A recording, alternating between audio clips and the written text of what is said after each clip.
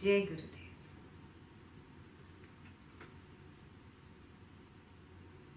So we did both external worship and internal worship. Yeah. Do you remember the difference? External worship is what? When we meditate and when we experience even that one fraction of a second where there is complete stillness, yeah, complete silence, nothingness, that experience of nothingness, even if it is just one fraction of a second, that is external worship. Yeah? And what is internal worship? Where that silence comes into your day-to-day routine. Yeah? Where you walk meditatively, you talk meditatively, whatever you do, you are in a meditative state. Where you manage to bring that oneness with consciousness, you see it in your daily routine with people, situations and things. Clear? External worship and internal worship is clear. So we go on to page 258 now, yeah, where he speaks a little bit more about worship. So who's going to read now? I can read. Okay. The Lord continued, one should engage oneself in this worship at all times, established in supreme equanimity in regards to all the percepts, whether they be pleasant or unpleasant. One should regard everything as good and auspicious, or one should regard everything as a mixture of good and evil. Realizing that everything is the one self, one should worship the self in the spirit. One should look with equal vision upon that which is pleasant and beautiful through and through, and that which is unendurably unpleasant. Thus should one worship the self. So here he has put it very clearly. Yeah, when there are unpleasant situations in life, for example, this could be a time where there could be something undesirable happening in your life. Yeah, because the planetary positions are really not conducive to a calm environment. So I'm sure most of you are already experiencing turbulences of the Mercury retrograde, and it is going to continue for about another month, but the strongest effect will be now in the next 1.5 weeks. So when you experience these turbulent times, what do you tend to do? You want the happy times back, and you don't like turbulences, you don't like unpleasant things. So here he's telling you what to do when you are in such a situation. One should engage oneself in this worship at all times, established in supreme equanimity in regard to all the percepts, whether they be pleasant or unpleasant. Yeah, there could be things that are not according to your wishes, yeah, where you don't feel really happy. Yeah, so now don't get totally, down in the dumps because of that little turbulence in life. Maintain that equanimity. Maintaining that equanimity in whatever the situation is worship, he is saying. One should regard everything as good and auspicious. This is one way of looking at it. Even if something bad is happening in my life, it is somewhere good for my self-growth. It is good for my spiritual progress. It is a lesson that I needed to learn. That is why this difficult thing or difficult situation or a difficult person has come into my life. And it's okay. Yeah? It is for my good. This is one way to look at it. Yeah? If this is not possible, he gives you another way, which is not the best way to look at it, but he's still giving you an option. What is that? You should regard everything as a mixture of good and evil. Yeah. Everything is a mixture of good and evil. Everything. So even if this little turbulence that has come my way, well, opposite values are complementary. Till now everything was nice and smooth. Now I have to go through this turbulent times. Yeah. So these are two ways to look at life. Either everything is good, even the bad is really good for me, or it's okay, there is good and there is bad, and I'm going to be equanimous with both. It doesn't matter which way you look at it. In both perspectives, he is telling you maintain equanimity. And what is the meaning of equanimity? I don't react to anything. Yeah? If something pleasurable comes my way, how do I usually react? My graph goes up. I'm super excited. If something unpleasant comes my way, my graph goes down. Yeah? So he's saying avoid this up, down, up, down. He's saying be in the center. What is, is. Clear? Homework number 1 for you. What kind of a person are you? Do you look at everything, even the negative things, as this is good for me? Or do you look at things as, oh, this is good and this is bad? You observe which of the two you are. Realizing that everything is the one self, one should worship the self in this spirit.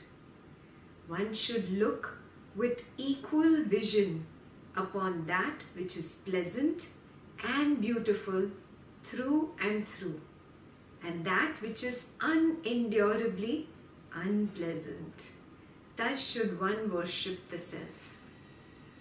Yeah? So he described again equanimity in a different way. He's saying you look at both good and bad with equal vision. Yeah? When somebody praises me, what happens? Oh, I'm so happy. My ego is all bloated up.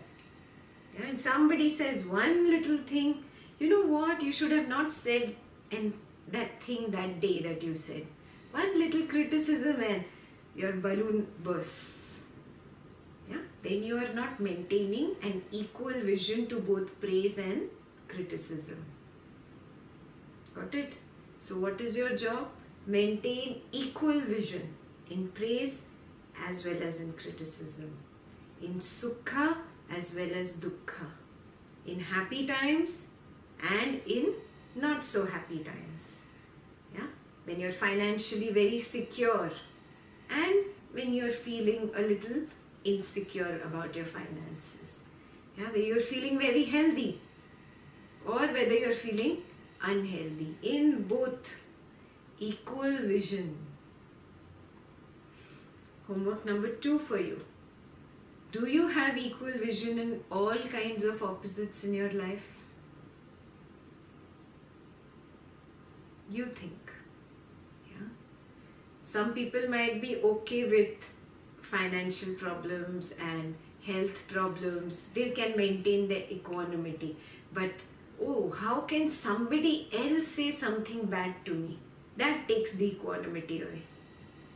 Yeah? For another person, it doesn't matter what the neighbor says. Oh, but I should be healthy. Then the health is the weak point. You recognize which is your weak point. It is just a button. Yeah? And this time, Niyati is playing with your button. Yeah? So don't let Niyati play with your button. You have equal vision in all opposite values. Yes?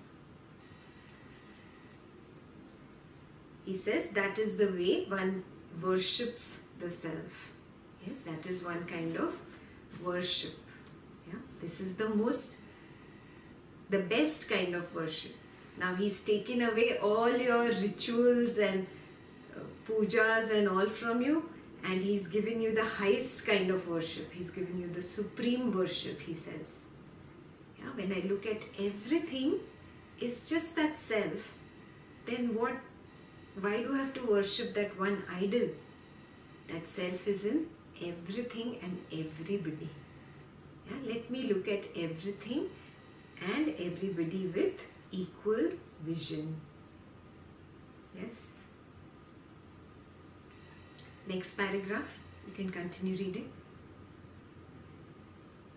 One should abandon the divisive notion of this I am and this I am not, and realize that all this is indeed Brahman, the one indivisible and infinite consciousness. In that spirit, one should worship the self at all times, in all forms and their modifications. One should worship the self in and through all that one obtains. One should worship the self after having abandoned the distinction between the desirable and the undesirable, or even while relying on such a distinction, but using them as the materials for the worship. Without craving and without rejection, that which is effortlessly and naturally obtained may be enjoyed. One should not get excited or depressed when faced with insignificant and significant objects, just as neither sky nor space is affected by the diverse objects that exist and grow in it.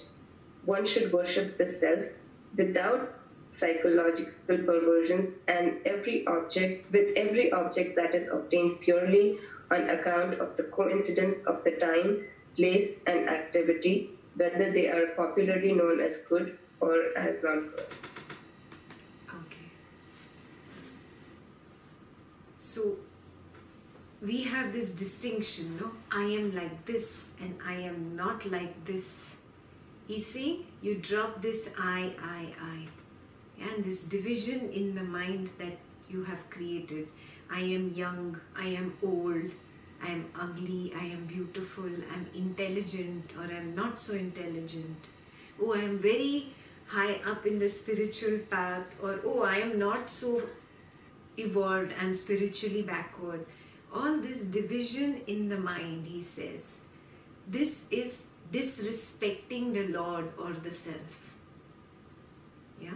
In other words, you are not worshipping correctly. So what is correct worship? Where I drop this division and I look at everything as that self. So see, here one more thing comes in. That means he's saying even a terrorist, a thief, a robber, everything is the self. Yeah? Everything. All this division in the mind between right and wrong, good and bad, this division he's saying is Dvaitam. You have to drop it. Yes? Otherwise, there is no way that you can cultivate compassion for everybody. Okay? He's asking you to cultivate compassion even for a terrorist or a thief. That person is suffering. Only a person who is suffering can give suffering to others. I can give only what I have, right? Yes? If I don't have something, can I give it to you? No, right? So, if somebody is giving suffering to others, he himself is really suffering. The root cause of suffering is within him. So have compassion for him and recognize that this also is the self. Yeah? Out of Maya, that self came up with divisions.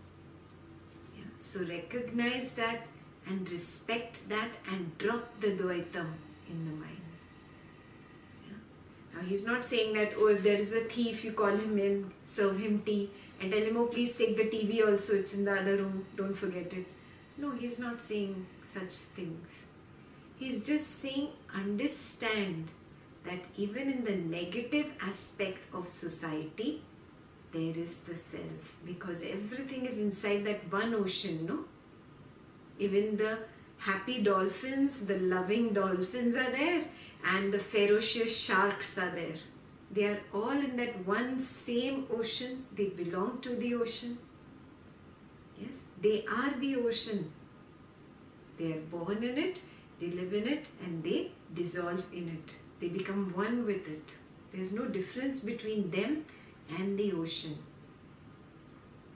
Like that only, within us, some are little goldfishes, some of us are dolphins, yeah, some are blue whales, yes, and some are those ferocious sharks. Yeah? Accept all of them. Yeah? So homework number 3. Are you able to recognize the self even in the negative people?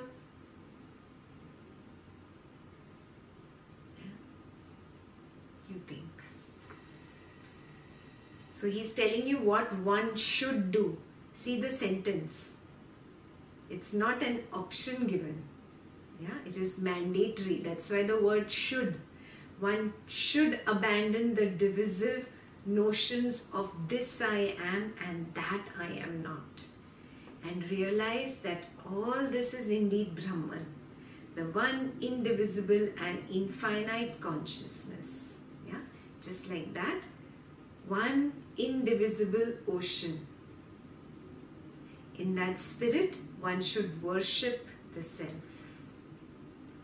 At all times, in all forms and their modifications, one should worship the self in and through all that one obtains.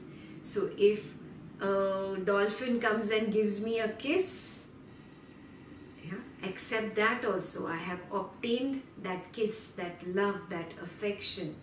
But if a shark comes and bites me, even in that hurt, even in that suffering, it is the self. Yeah? I must have created some karma and it has all come back to me. Yes? So I respect it. I respect life and I respect the self. Yeah? Respecting the self means not questioning it, not doubting it. Oh, why is this happening to me? Yeah? Just being with it. Yeah? What is, is.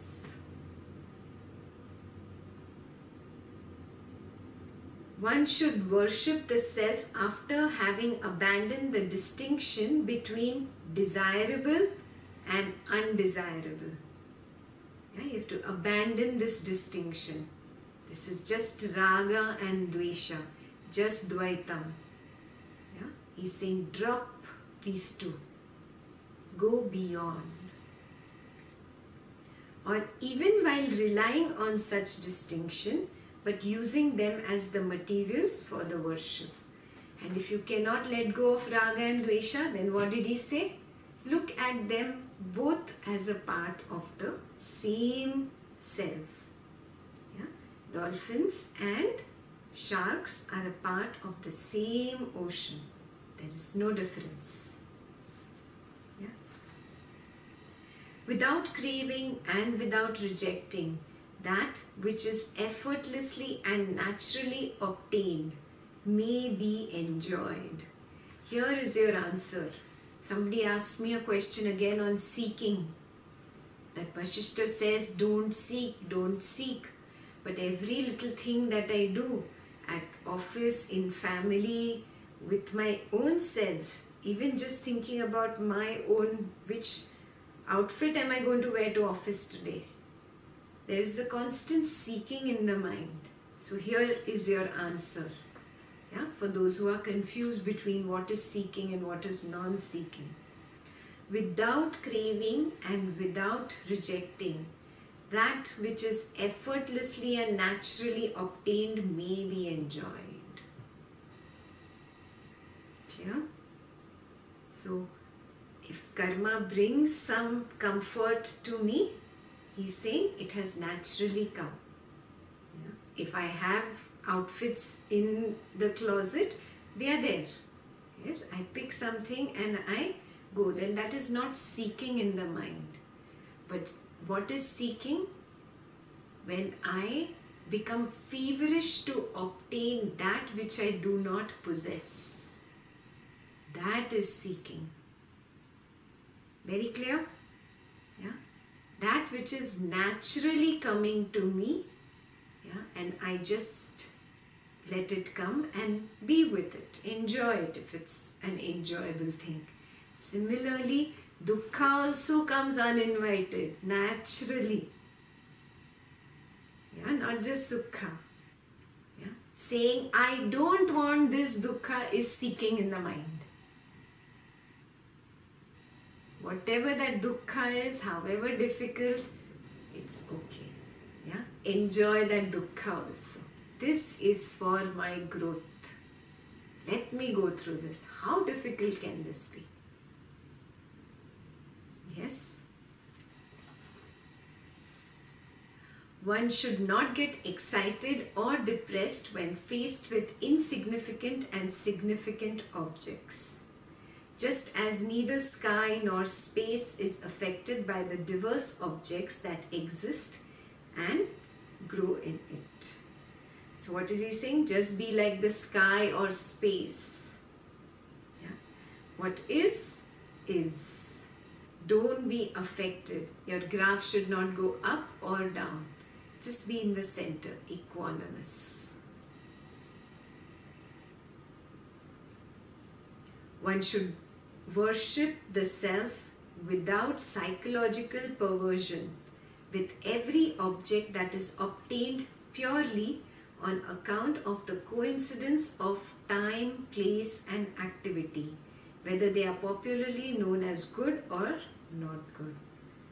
Yeah? So don't pervert things now. Oh, seeking means I should not desire for that which I don't possess, but if I can,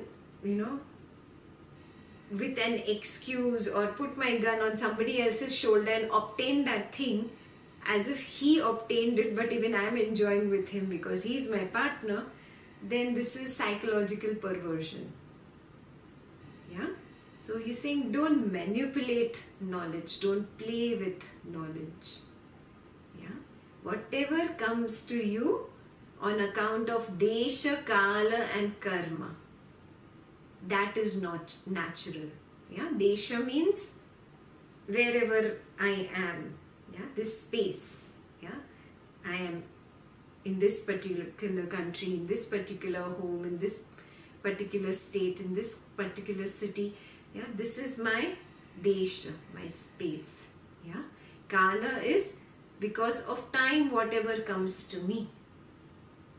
Yeah? And third is because of karma or action. He used the word activity. Yeah? So, time, place and activity. Desha, kala, karma. Whatever comes to you because of naturally being in a particular desha, kala and karma, you accept that. Anything outside that will be seeking. Clear?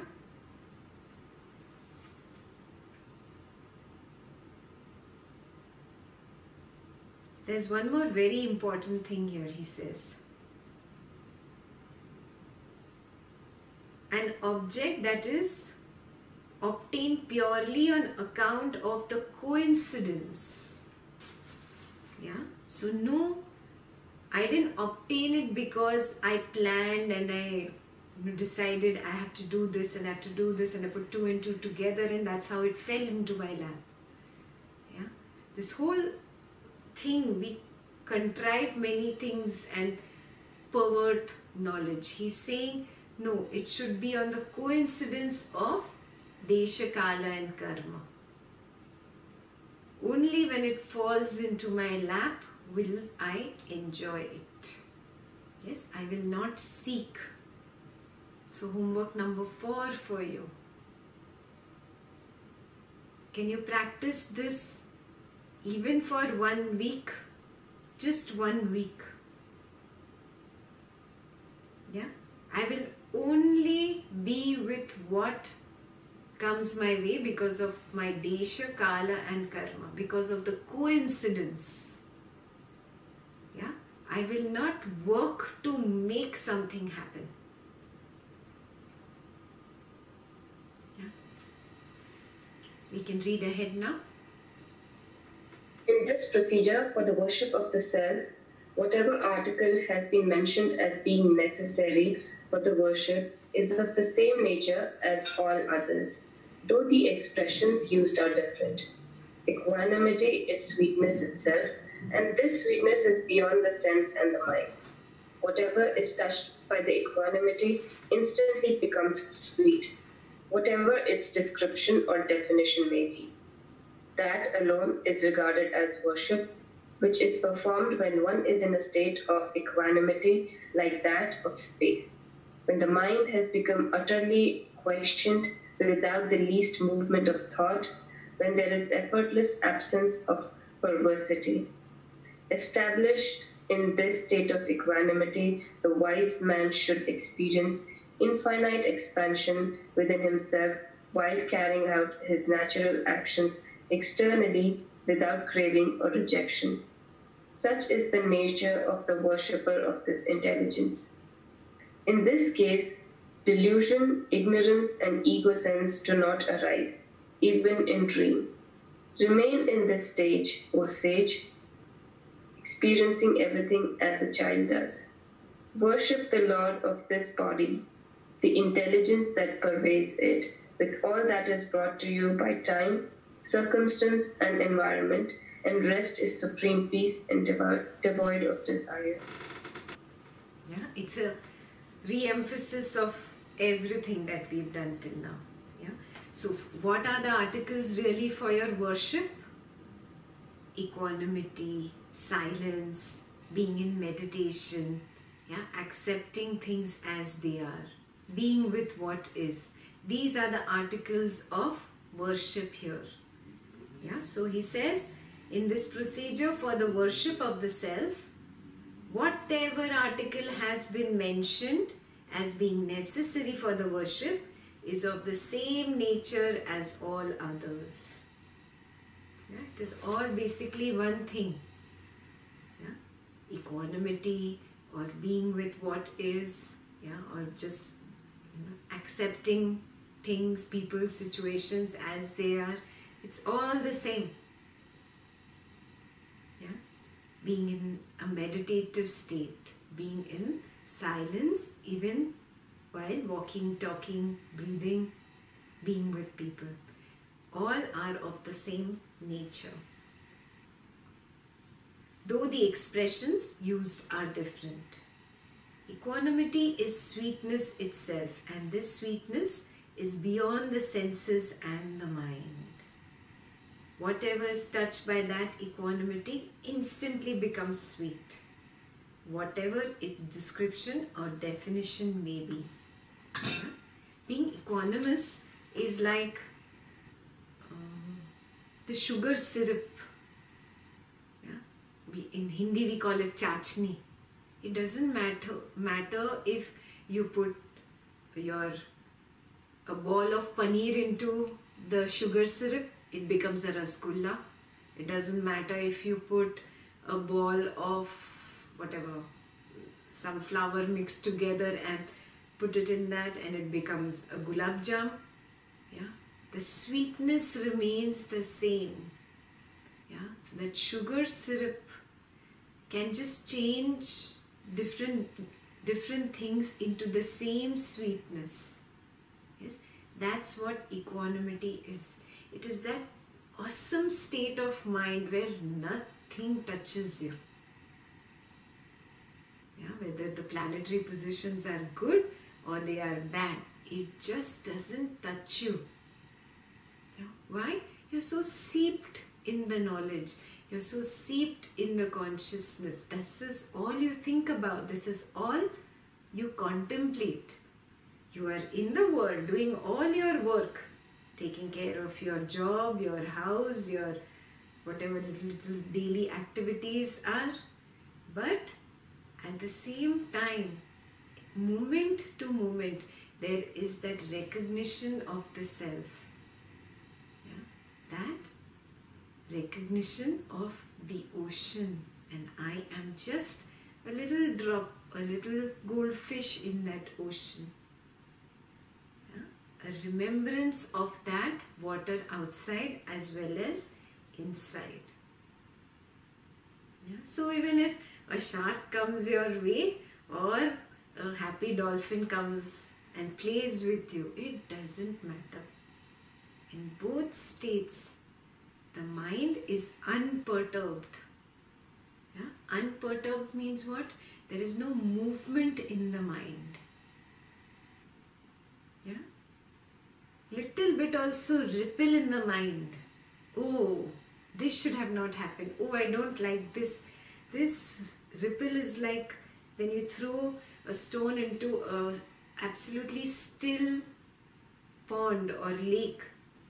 How that ripple goes and spoils the entire piece till the end.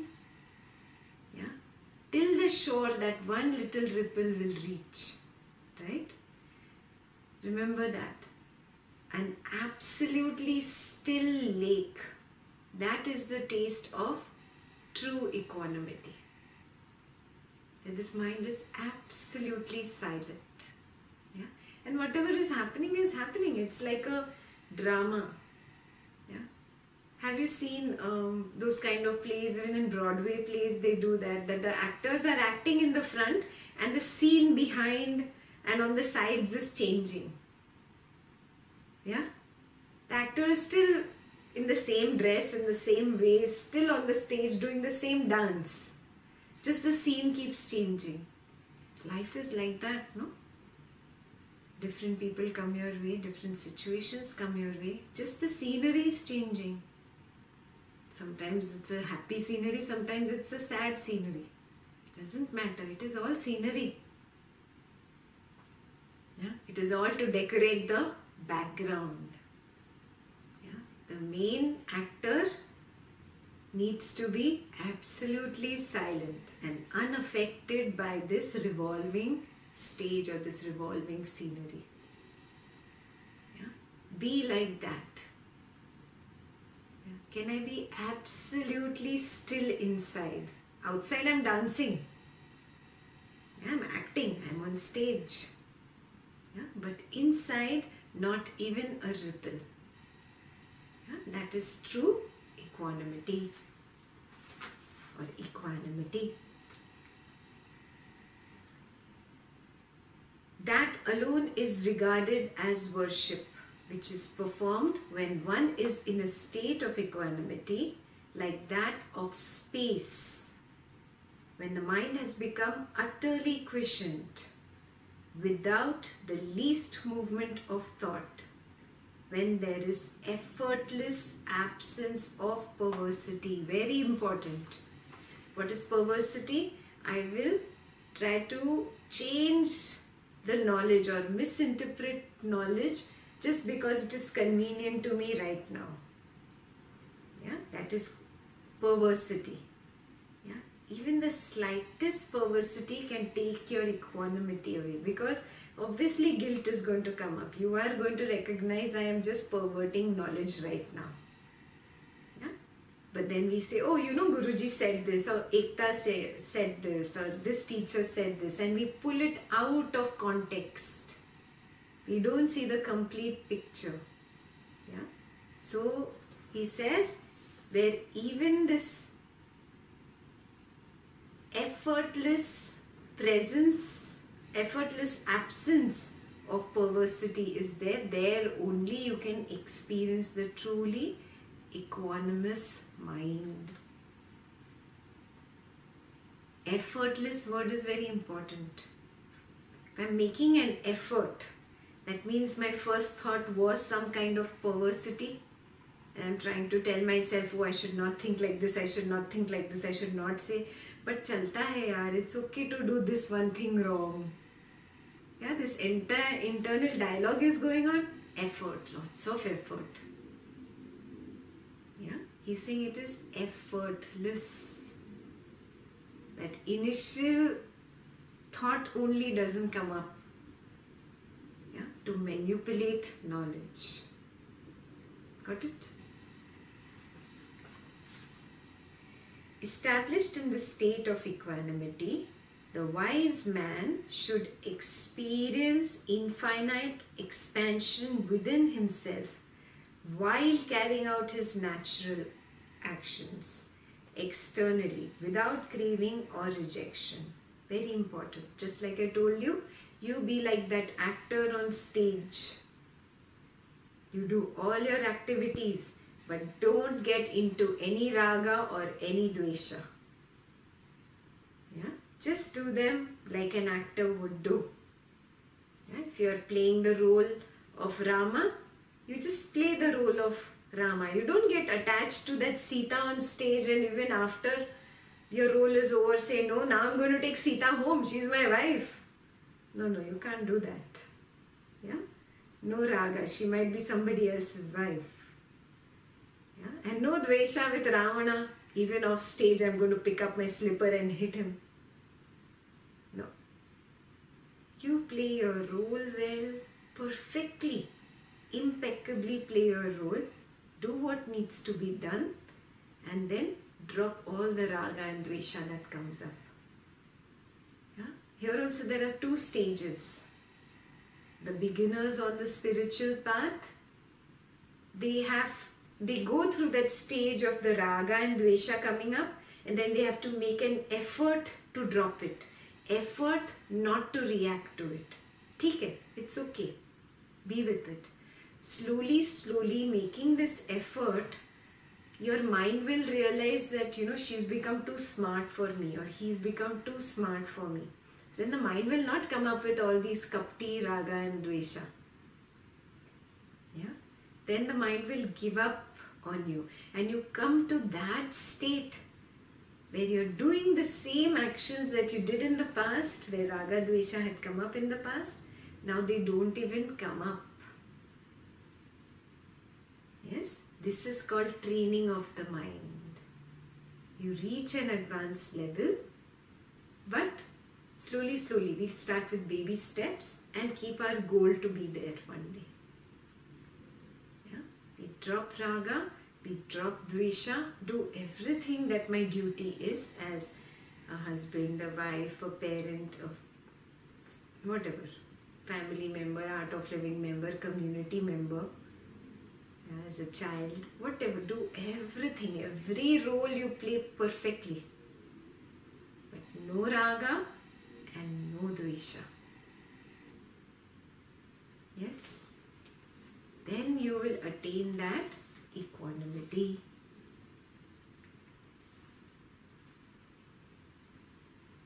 Such is the nature of the worshipper of this intelligence. In his case, delusion, ignorance and ego sense do not arise even in a dream. Very important. Yeah, why? I might suppress myself during the day. I might suppress a raga coming up. A little raga coming up, that how can she say this to me? Yeah, I'm so attached to her. I am this, I am that. And she is this to me. I have a lot of attachment to this person. But I have suppressed myself in the day from taking an action or reacting to this person. What will happen? I will react in the dream in the night. Because I suppressed myself in the day. So how did this happen? Have you ever thought? How does this mechanics work? Probably when you are trying to suppress it, you are aware, somewhat aware. That's why you could witness that struggle and say, this is what we have learned, this is what we have not learned, and this should be this way, this should not be this way. But since the awareness is not present in your dream, whatever you were programmed to react, you start reacting it that way. Okay. Now look at this. Suppose I have a strong craving, yeah, a strong raga or a strong dvesha. Yes, even when I have that inner struggle of reacting or not reacting to it, I have still created the impression of that raga or dvesha. Where does the impression go and sit? In my subconscious mind, the impression goes and sits. Yeah. Below this line is the subconscious mind. Yeah. above this line is my conscious mind. Yeah? In my conscious mind, I am going through the struggle of react, don't react, react, don't react, react, don't react. This struggle is creating an impression in the subconscious mind. So though I went through this struggle at the conscious level for 10 minutes, 20 minutes, half an hour, and I gave up on the idea of reaction, I must have then erased it from this conscious level. But what about this seed in the subconscious? Are you seeing this? This seed matures. If it's not a big deal, if it's a craving for pizza, ice cream, craving to tell somebody something, some justification I have to give her, it comes up in my dreams. Got it? So it's not got to do with awareness yet. It has got to do with me creating impressions. These impressions from the subconscious come up to the conscious level in my dreams. So now even in my... I have a question. Yeah.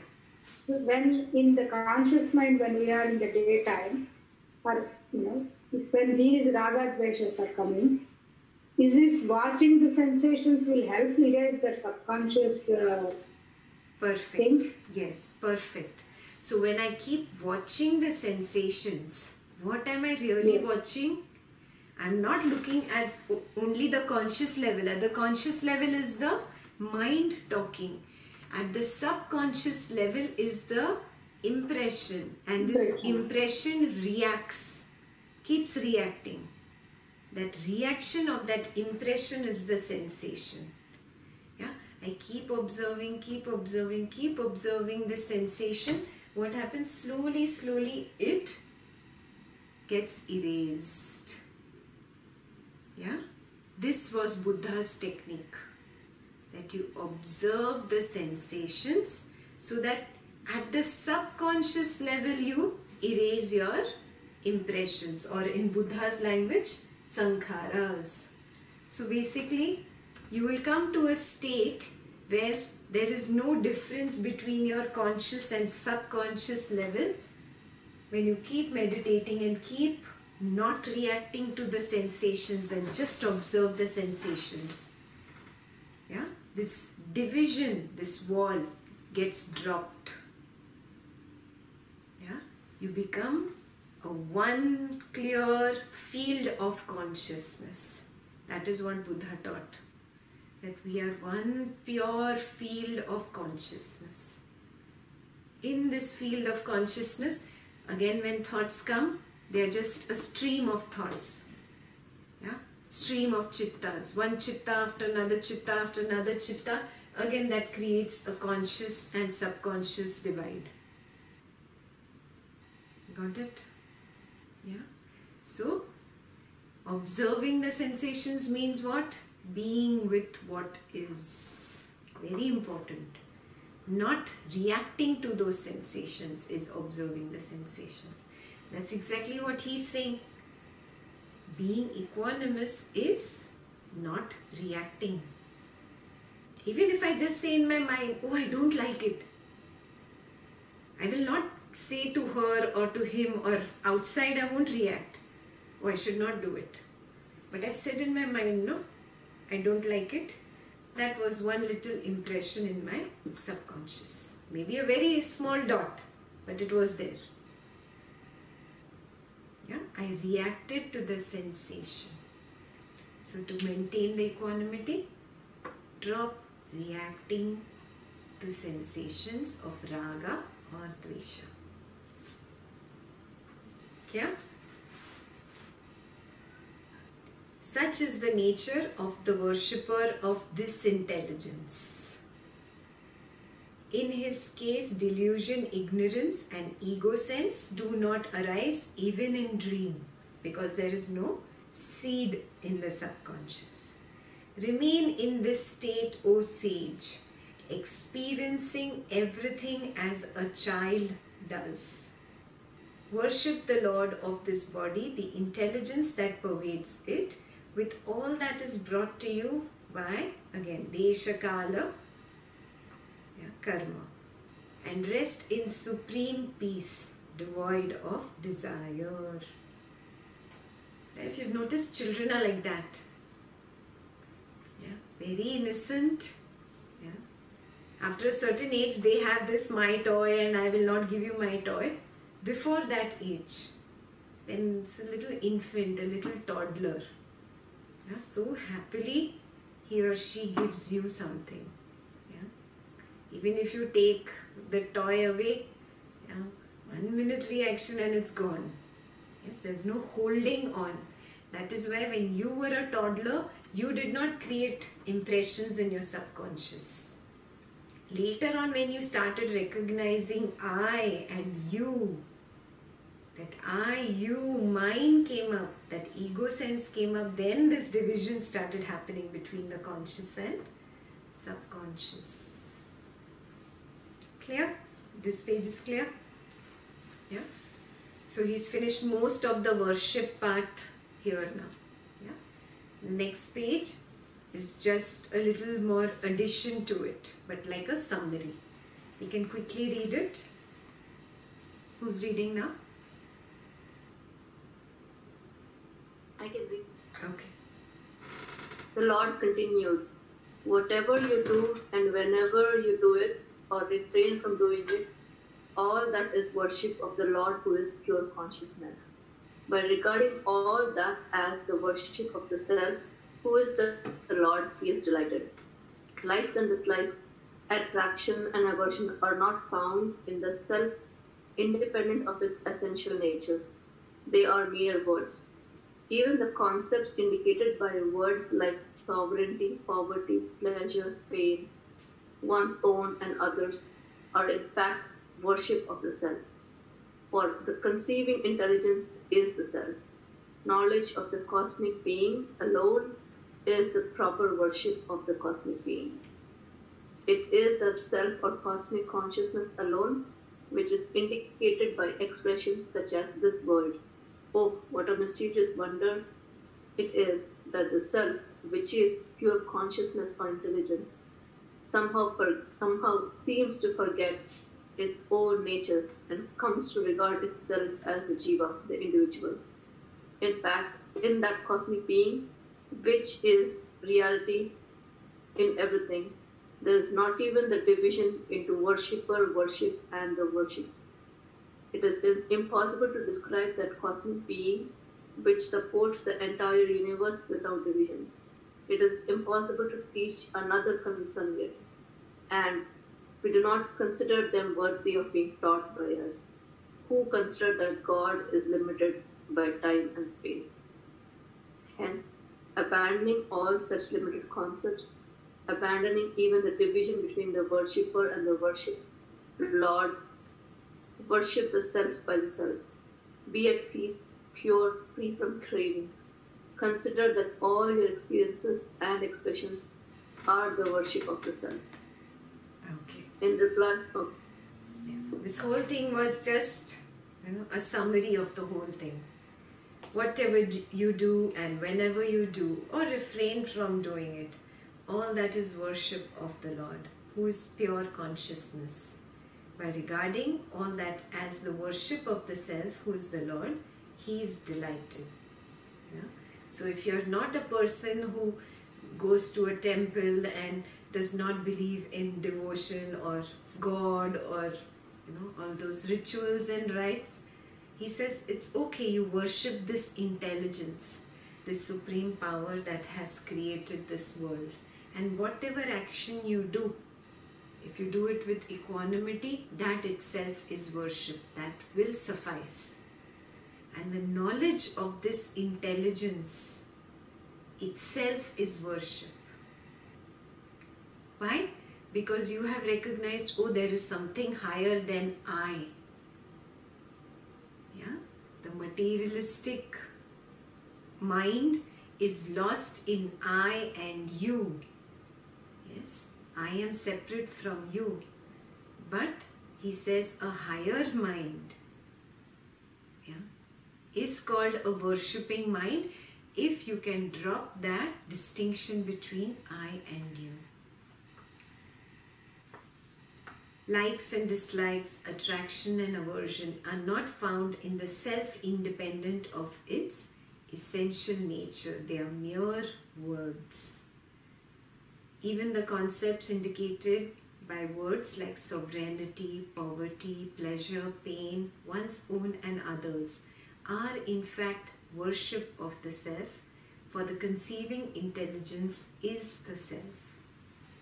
Yeah? So these opposites, good, bad, pain, pleasure, prosperity, poverty, drop. Yeah? Just look at everything as equal, with equal vision.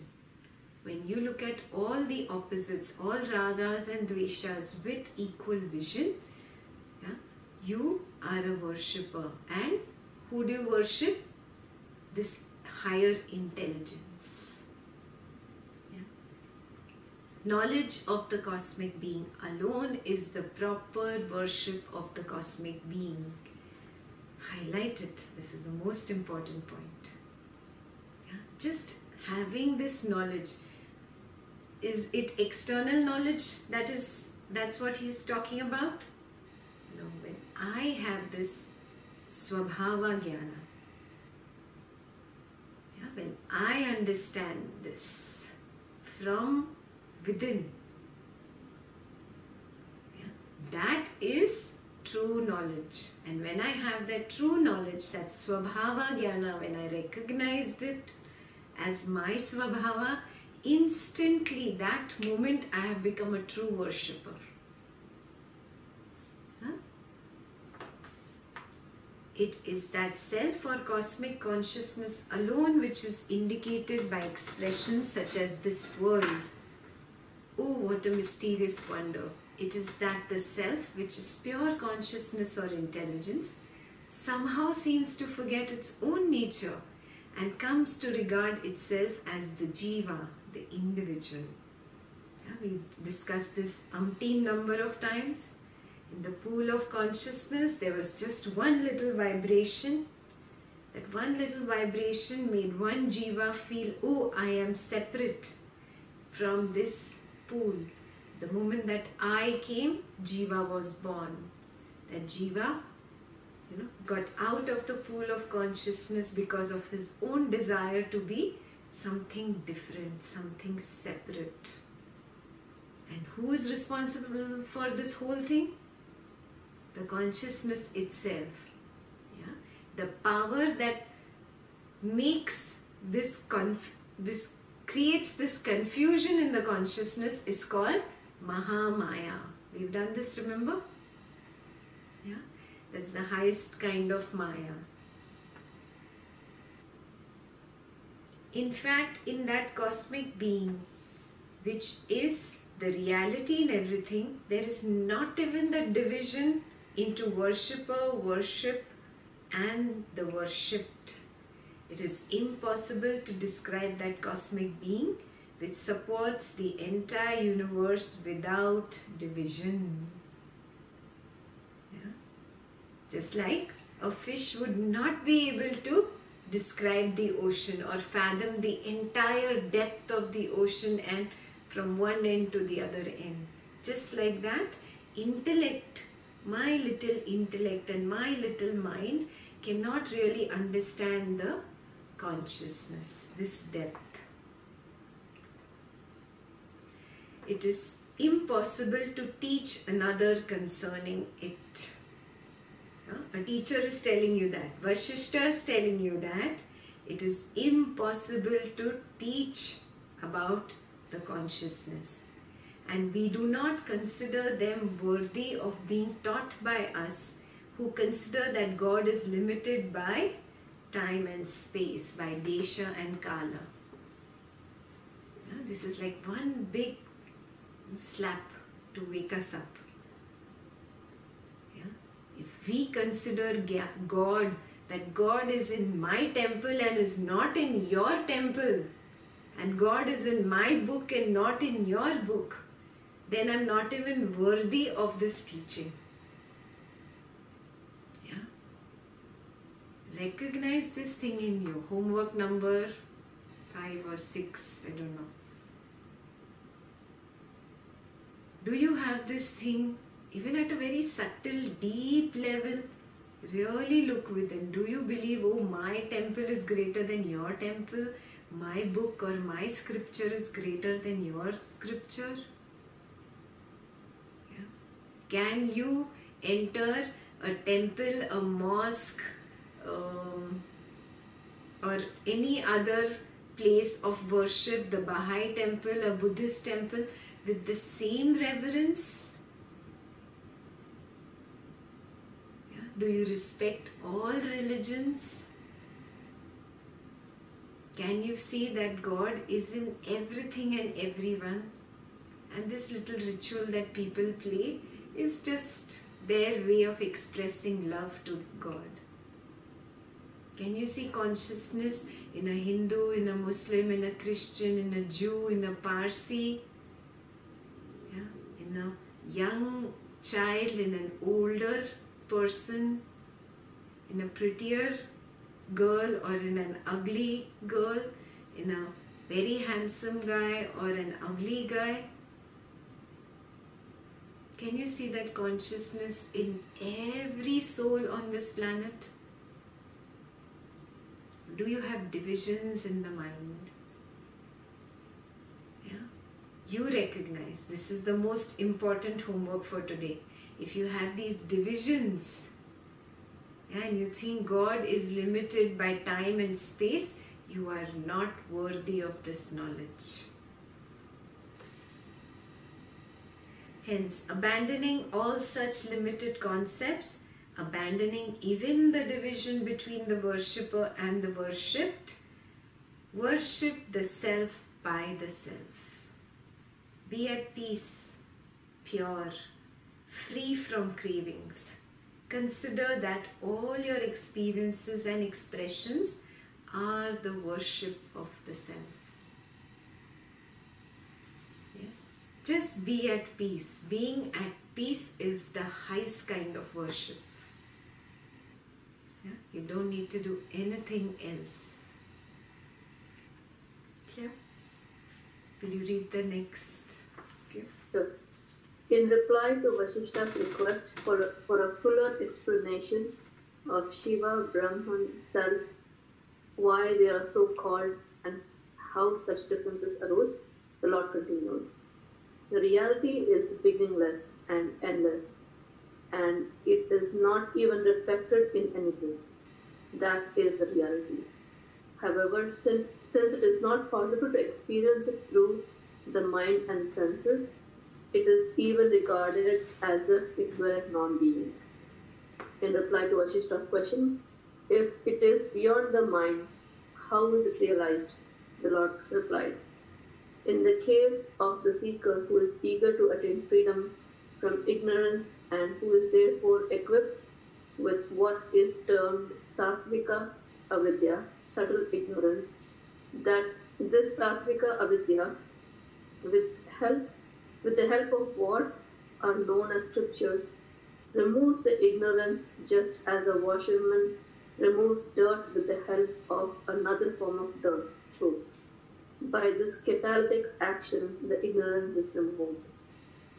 The self realizes the self and sees the self on account of its own self-luminous nature. Okay. So, in this book, the full question is not there. The full question is there in this other bigger book. Yeah, this you can read later. The full question was, so you're saying that just being peaceful is worship, just doing no other ritual is worship, seeing the consciousness in everybody is worship, then what is this Shiva, this Vishnu, this Brahma, Devi, all this, from where all this came? So he says the reality we cannot even begin to explain. It is beyond the mind. It is beyond the intellect. Yeah? Basically they are all Devaloka. Shiva, Vishnu, Brahma, these are all higher energies. I can only experience that higher energy when I go very subtle and subtle and subtle and closer to the reality. Till that time it's only a concept in my mind. Oh, there are kinnaras and yakshas and devas. This is all just concepts in the head because I've read this.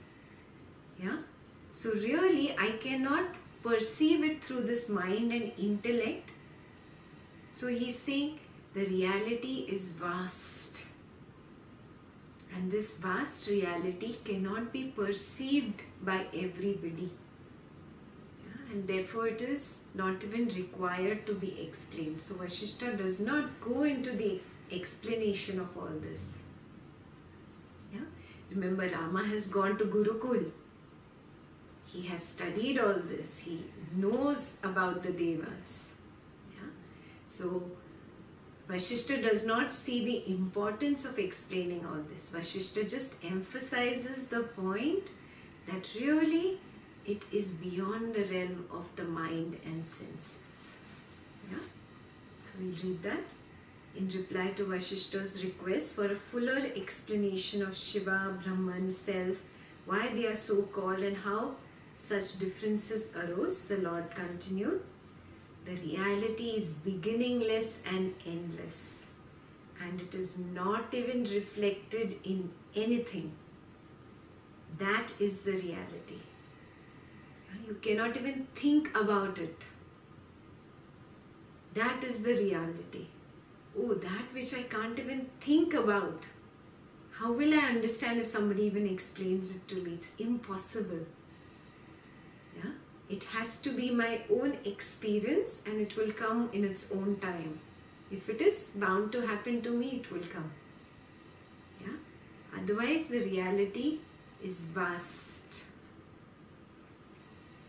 However, since it is not possible to experience it through the mind and senses, it is even regarded as if it were non-being. So Vasistha does not go into explaining all that. He just says that it is beyond your mind and senses. So it is no use conversing about it. In other words, he says you have to, in your deepest meditation and probably in your own journey when you move on from this human life into the higher lokas, you will know. Yeah? You will get there. In reply to Vasistha's question, if it is beyond the mind, how is it realized? Then how will I realize it? If you're saying it's beyond my mind, and on the other hand you say only in human birth it can be realized, then how will I realize that which is beyond my mind and senses? Very valid question. Yeah? In the case of the seeker who is eager to attain, very important part, highlight it. You have to have that eagerness. I really want to know the highest.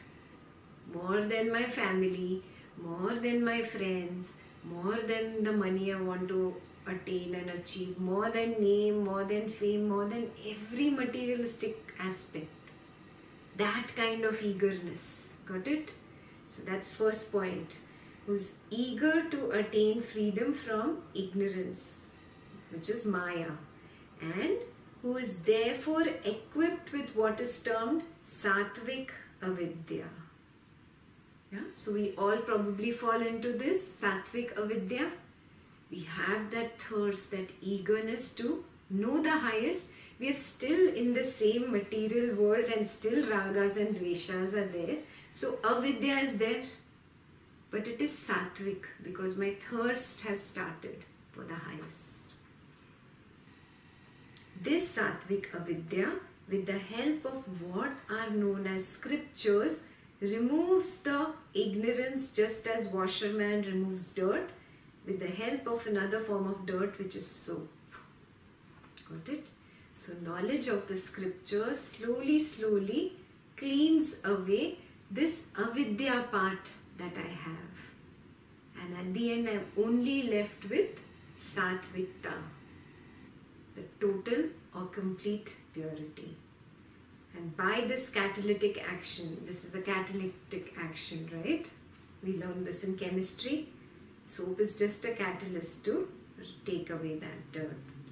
So by this catalytic action, the ignorance or Maya is removed. The self realizes the self, and the self sees the self on account of its own self-luminous nature. Yeah. So this Mahamaya can be wiped away just with the help of the knowledge of scriptures. But who does the knowledge of the scriptures work for? Only for the person who has Sattvic Avidya. Got it? So that means there is a Rajasic Avidya and there is a Tamasic Avidya. Got it? Tamasic Avidya, out of question. We'll wait a few lifetimes for them to join us. Yeah? Rajasic Avidya, you never know. Yeah? They might get into this realm, our little world of spirituality and scriptures, and start making an effort if they are lucky enough, if they are subtle enough and they are ready enough. Yeah? But the Sattvic Avidya category, yes, they need eagerness. Yeah? The eagerness of the highest kind is required. Not little weekend wala eagerness, or once in a week I will do. The rest 6 days I'm going to enjoy. No. That's not eagerness enough. Yeah, whereas this constant thirst is there. I'm doing everything, but inside there is this constant thirst. That is eagerness. So homework number 7. Do you have that eagerness? Are you really in the category of Sattvic Avidya? Or really do you think you're at Rajasic or Tamasic levels? Yeah. You recognize. Okay. Keep doing your homework. And if you have no questions, then I'll see you next week. If you have questions, let me know. I'm trying to understand the diagram behind you. Huh. So as long as the struggle continues in the conscious mind, we are just, it's like a printing machine. We are creating impression left, right, center. And the only way to get rid of that self-propagating mechanism is to not indulge in that struggle. Not react to it constantly, whether inside or outside. Stop the reacting part. It's the reactionary mind that is creating this entire karma bag and all that coming back into body again and again for you. This entire drama is being created only by the reactionary mind. Observe, observe, observe. This is a horrible sensation and I'm going to react to it right now. Before the reaction, just observe that churning, that churning, that churning inside, that turmoil, that boiling, that turbulence. Observe, observe, observe, observe, observe. How long will it stay? How long can fire element burn you? 2 minutes, 3 minutes, 5 minutes, 10 minutes, 20 minutes, 30 minutes? It will then go. Yeah. If you really observe it sincerely, it won't even last that 30 minutes. I give you the worst kind of scenario. Yeah, when you're unaware, it can last for days. Yeah. When you're aware, it cannot last for a very long time. It dies down, it dies down. It's just earth, water, fire, air fighting with each other. That is what that sensation is. You don't attach any importance to it. You just observe the sensation. No words, no inner dialogue. Just observe, observe, observe, observe, observe, observe, and it drops. Got it? Yeah. So these are the examples that you give. Like during the Buddha week, when you explain about the reaction, and we are always looking for these, high intensity emotion. But the seeking happens for, like you say, pizza or gulab jamun. Those are so subtle. Like there is the reaction is like fraction of a second, right? The sensation is probably a fraction of a second. So in order to, and we keep struggling, like I at least keep struggling even for the smallest thing. Question, puchu, nahi puchu. Should I raise my hand? Should I, even for the small things there is a struggle. Mm-hmm. So just that's what I was trying to answer. That's okay. As long as your struggle is within the circle of awareness. You remember we did once upon a time, circle of Jagrati and circle of sleep. Yaad hai thoda? I was in unaware state that time. Okay. So I move about in my own little wonderland. This wonderland, if I'm an unaware tamasic person, and a lot of rajas also, probably extreme rajas, I am moving around in my own little circle of sleep. Yeah? Nidra ka vartul, if you remember these words I talked about. Yeah? So I'm walking around doing activities, lost in those activities, lost in the maya of this world.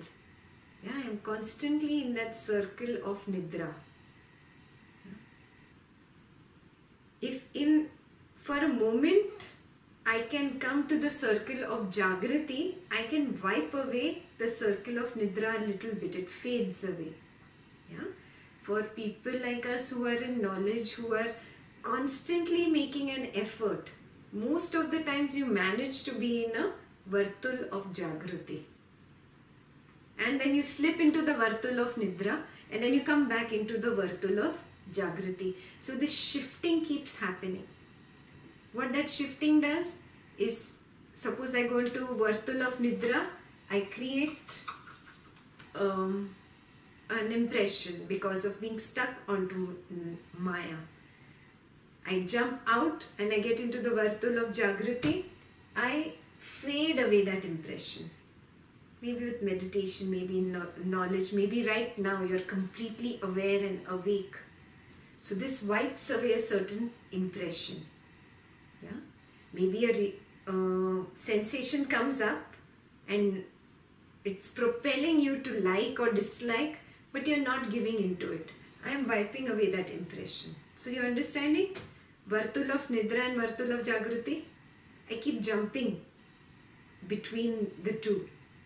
So I keep creating impression, I keep erasing. I keep creating, I keep erasing. This keeps happening, Yeah? When you reach a state where you're constantly aware, then you're not so much in this Vartul of Nidra. You're more in the Vartul of Jagrati. When you come into the Vartul of Jagrati, even if one sentence I say, before I've completed the sentence, you have understood it. Hasn't this started happening at least for a few things here and there? Yeah? You're so sharp, you're so much there. You already know what I'm, going to say by the end of the sentence. Yeah? So sometimes if there are questions, it's okay. You had just stepped into that Vartul of Nidra for a few moments. You come back to the Vartul of Jagrati. Yeah?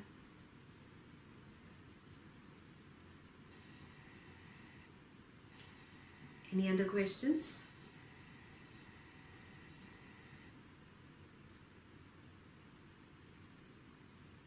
All good? Everybody's going into the Vartul of Nidra now? So sleep well tonight. Keep doing your homework for the week and I will see you next week. Yeah? Chalo. Jai Gurudev.